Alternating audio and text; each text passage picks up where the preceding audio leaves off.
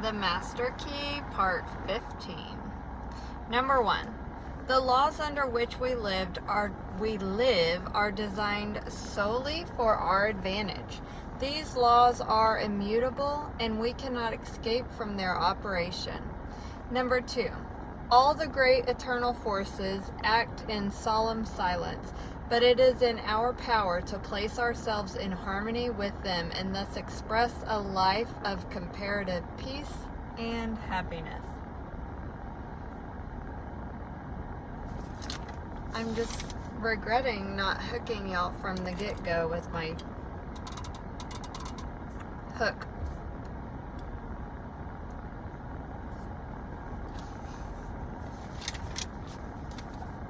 Number 3. Difficulties, disharmonies, and obstacles indicate that we are either refusing to give out what we no longer need or refusing to accept what we require. Number 4. Growth is attained through an exchange of the old for the new, of the good for the better. I can't help but think of my Kia here. We're ready to grow, Kia. We're ready to grow into something bigger.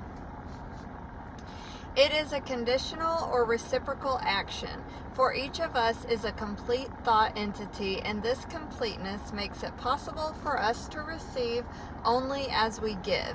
Number 5. We cannot obtain what we lack if we cling tenaciously to what we have.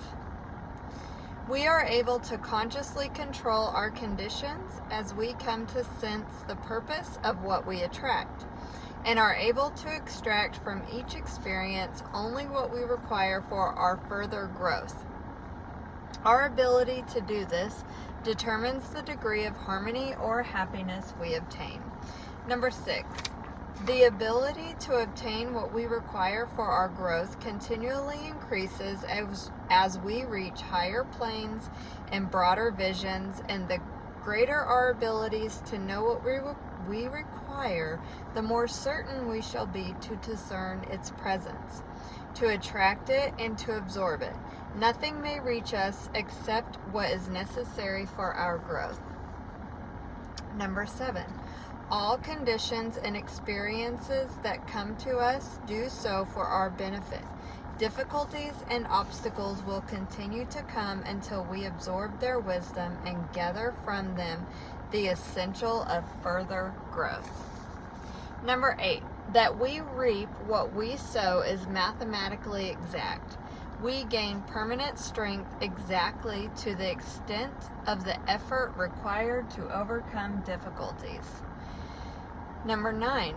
The inexorable requirements of growth demand that we exert the greatest degree of attraction for what is perfectly in accord with us. Our highest happiness will be attained through our understanding of and conscious cooperation with natural laws. Number 10. In order to possess vitality, thought must be impregnated with love. Love is a product of the emotions. It is therefore essential that the emotions be controlled and guided by the intellect and reason. Number 11. It is love which imparts vitality to thought and thus enables it to germinate. The law of attraction, or the law of love, for they are one and the same, will bring to it the material for its growth and maturity. Number 12, the first form which thought will find is language. This determines the importance of words, and they are the first manifestation of thought, the vessels in which thought is carried. They take hold of the ether, and by setting it in motion, reproduce the thought to others in the form of sound. Number 13. Thought may lead to action of any kind, but whatever the action, it is simply the thought attempting to express itself in visible form. It is evident, therefore, that if we wish desirable conditions, we can afford to entertain only desirable thoughts. This leads to the inevitable conclusion that if we wish to express abundance in our lives, we can afford to think abundance only. And as words are only thoughts taking form, we must be especially careful to use nothing but constructive and harmonious language, which then finally crystallize into objective forms will prove to our advantage. Number 15. We cannot escape from the pictures we incessantly photograph on the mind, and this photography of erroneous conceptions is exactly what is being done by the use of words when we use any form of language which is not identified with our welfare. Number 16. We manifest more and more life as our thought becomes clarified and takes higher planes. This is obtained with greater facility as we use word pictures that are clearly defined and relieved of the conceptions attached to them on lower planes of thought. It is with words that we must express our thoughts, and if we are to make use of higher forms of truth, we may use only such material as has been carefully and intelligently selected with this purpose in view. Number 18. This wonderful power of clothing thoughts in the form of words is what differentiates man from the rest of the animal kingdom. By the use of the written word, he has been enabled to look back over the centuries to see the stirring scenes by which he has come into his present inheritance. Number 19. He has been enabled to come into communion with the greatest writers and thinkers of all time, and the combined record which we possess today is therefore the expression of universal thought as it has been seeking to take form in the mind of man. Number 20. We know that the universal thought has for its goal the creation of form, and we know that the individual thought is likewise forever attempting to express itself in form. We know that the word is a thought form, and a sentence is a combination of thought forms. Therefore, if we wish our ideal to be beautiful or strong, we must see that the words out of which this temple will eventually be created are exact, that they are put together carefully, because accuracy in building words and sentences is the highest form of architecture in civilization, and is a passport to success. Words are thoughts, and are therefore an invisible and invincible power which will finally objectify themselves in the form they are given. Number 22. This makes me think of what we tell others, so we make sure we're not complaining. Number 22. Words may become mental palaces that will live forever, or they may become shacks which the first breeze will carry away. They may delight the eyes as well as the ear. They may contain all knowledge. In them we find the history of the past as well as the hope of the future. They are living messengers from which every human and superhuman activity is born. Number 23. The beauty of the word consists in the beauty of the thought. The power of the word consists in the power of the thought, and the power of the thought consists in its vitality. How shall we identify a vital thought? What are its distinguishing characteristics? It must have principle. How shall we identify principle? Number 24. There is a principle of mathematics, but none of error. There is a principle of health, but none of disease. There is a principle of truth, but none of dishonesty. There is a principle of light, but none of darkness. And there is a principle of abundance, but none of poverty. Number 25. How shall we know that this is true? Because if we apply the principles of mathematics correctly, we shall be certain of our results. Where there is health, there will be no disease. If we know the truth, we cannot be deceived by error. If we let in light, there can be no darkness. And where there is abundance, there can be no poverty. Number 26. There are self-evident facts, but the all-important truth that a thought-containing principle is vital and therefore contains life and consequently takes root. And eventually, but surely and certainly, displaces the negative thoughts. So focus on the good and the negative will fall away. You won't pay attention to it anymore. You're going to focus on something. Might as well focus on the positive. Am I right? Okay. Which by their very nature contain no vitality. It is one which seems to have been overlooked. Number 27. But this is a fact which will enable you to destroy every manner of discord, lack, and limitation. Number 28. There can be no question but that he who is wise enough to understand will readily recognize that the creative power of thought places an invincible weapon in his hands and makes him a master of destiny. Number 29. In the physical world, there is a law of compensation, which is that the appearance of a given amount of energy anywhere means the disappearance of the same amount somewhere else. And so we find that we can get only what we give.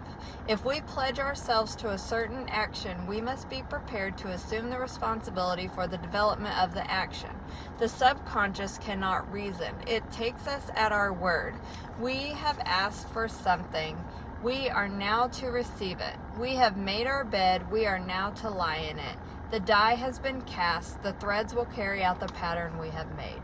Number 30. For this reason, insight must be exercised so that the thought which we entertain contains no mental, moral, or physical germ which we do not wish objectified in our lives. Number 31. Insight is a faculty of the mind whereby we are enabled to examine facts and conditions at long range, a kind of human telescope.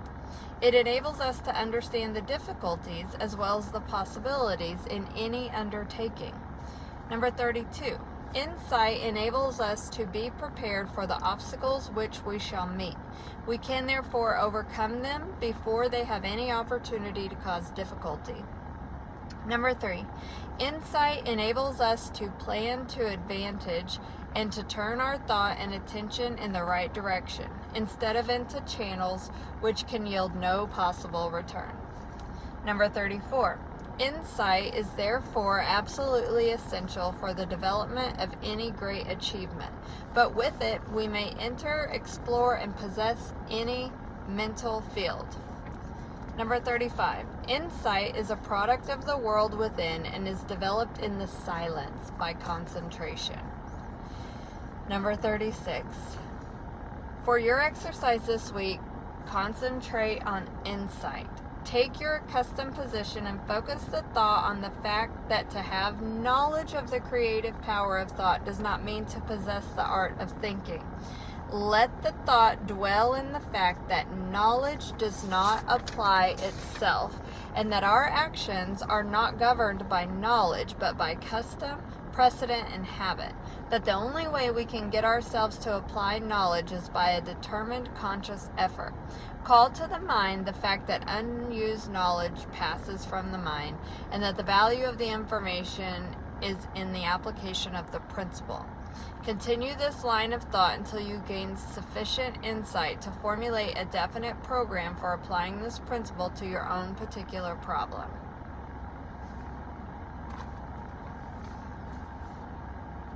Okay, and then we end with this quote.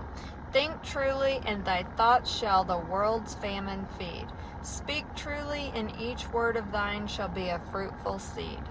Live truly, and thy life shall be a great and noble creed. By Horatio Bonar. So, that to me, just the reminder of you can read all the books, you can watch all the videos, short videos, long videos, you can hear the same thing in 100 different ways, but if you don't apply it, nothing changes. It falls away. And what you don't change, you're choosing. So if you continue to focus on lack of, if you continue to focus on circumstances that you don't want, you're not applying the knowledge.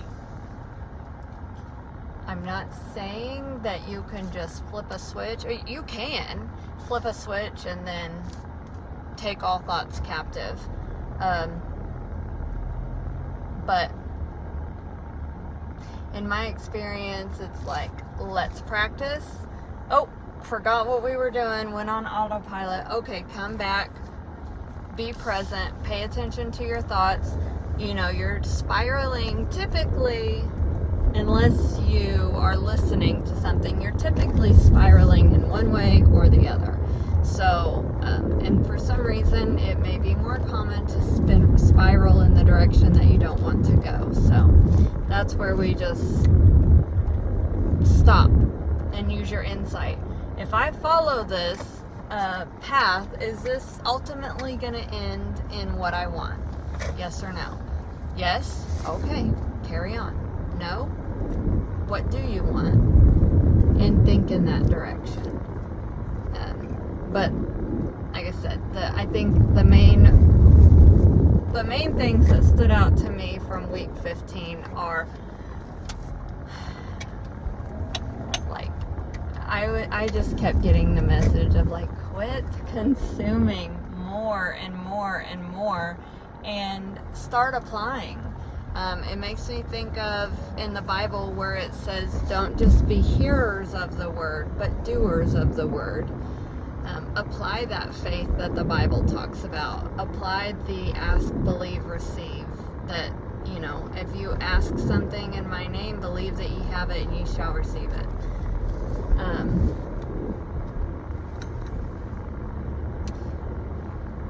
And then the other thing that stood out to me from this week was how our words clothe our thoughts. And so a lot of times I like to try to think in the right direction or write it out, but I was not as often putting words to it and saying them out loud, which I don't know. I didn't know that was really, I didn't know.